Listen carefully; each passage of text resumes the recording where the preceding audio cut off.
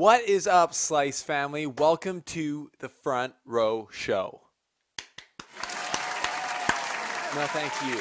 No, thank you. This is the first ever Front Row Show, and I'm super excited to go more in depth with you guys and get into the business of the ATP and what's been happening. This show is going to happen every 2 weeks going forward, as you know, as I've talked about lots already.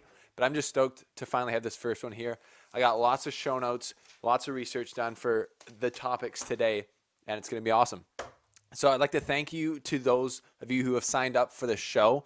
We got different people from around the world signed up as all access members and premium supporters. So I thank you for doing that. And I welcome the rest of the YouTube family to this first episode that we're doing for free. Just check it out. And if you don't want to sign up, that is totally fine. I know some people can or can't or don't want to, but I'm still going to make just as much YouTube content. But I hope that you guys will decide to partner with us and get deep with us in this Front Row Show that we're doing from now on, because the goal with this is to get our whole community as close as possible to the action as we can on the ATP World Tour. And this is the best way that I've thought of that we can do that. We can all band together so that the Slice can get literally courtside and bring you guys the best content possible. So welcome to the Front Row Show. This is where we get deep, and I'm really excited. In today's premiering show, we have a few things on the table that we're going to talk about. We are going to talk about the Australian Open. We're going to do a full in-depth recap, just a recap of what happened, but we're also going to go into the next geners. Nolan Enns, one of the Patreon supporters, suggested that I talk about the next geners that I was most impressed by at the tournament, and the next geners that I was least impressed by at the tournament. So there's obviously a big step forward, I think, taken by the next gen players, and we're going to get into who was the most impressive. It might be kind of obvious, but also who was the most, disappointing. There's a lot of disappointments. There always is, but we're going to get into those. The second topic that I'm going to get into that was suggested to us by a YouTuber, Milos Brankovic, is a comparison between Federer at 31 years old, age 31-ish, to Djokovic, who's now aged about 31, 32-ish.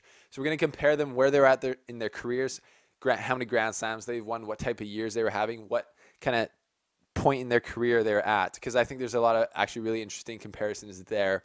And we'll see where, in the big GOAT debate that we had in our last YouTube video, which was obviously extremely steamy and had a lot of controversy in it.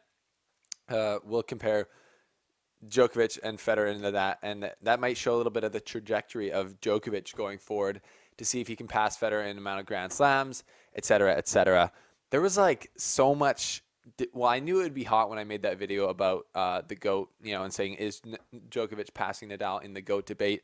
Because that's obviously the touchiest subject. I love tennis fans. I think they're the most passionate fans ever when it comes to like arguing about who's the best of all time, and they seem to like know a lot more. Like I follow basketball quite a bit, and when they talk about the GOAT debate, it's usually like Michael Jordan and has LeBron passed him. If you're wondering, LeBron has not passed him, and Michael Jordan is the GOAT basketball player. I would say I'm a big Kobe fan. I've always been a Kobe fan, but Michael Jordan's definitely the GOAT. But I feel like in those arguments, people are just more like, there's not as many stats brought up, and it's more speculation. The tennis fans, I find, are just so invested in it, and it's such a niche thing that like the stats that get thrown around, honestly, in the comment section are like more than I know even sometimes. And I don't know everything, so that's obvious. And you guys let me know that in the comment section. But I'm pretty impressed by what you guys talk about, and points that you guys bring up are pretty sweet, and helps me actually learn. I think most of the growth I've had in being a tennis fan since starting the Slice has come from like listening to your guys' opinions. So thanks for those, and keep doing it. If you want to leave an opinion on this video, if you're new here, leave it in the community section on Patreon. So there's a post section where you're watching this video, but then there's a community section where anyone who's a patron can post. So do that, get in there and say what's up, and leave me your thoughts on this video. So that's the second topic we're doing, is a comparison between Djokovic and Federer at age 31, getting to, I would call it, the mature years of tennis. And then lastly, we are going to go over the racket technology evolution in tennis. So we got wood rackets all the way to what we have now, and we're going to go into some theories not theories, but like surprises on what current players actually use, And one of the biggest kind of like, I would say not lies, but almost like basically lie out there is that rackets are always getting better. It's pretty amazing what some of the pro players are actually using and their different setups, and how like the racket industry keeps promoting it as like this new best thing. Each technology that comes out, which is pretty crazy. So we're going to talk about all that. I'm going to answer YouTube questions at the end of the show from different people. And one of them is, who is my top 3, or who are my biggest WTA crushes of all time? And I'm going to let you know about who those are. So that's what we're going to get into this show. Welcome to the front row. You guys are in the front row seat here, and we're going to get into it. So let's get started.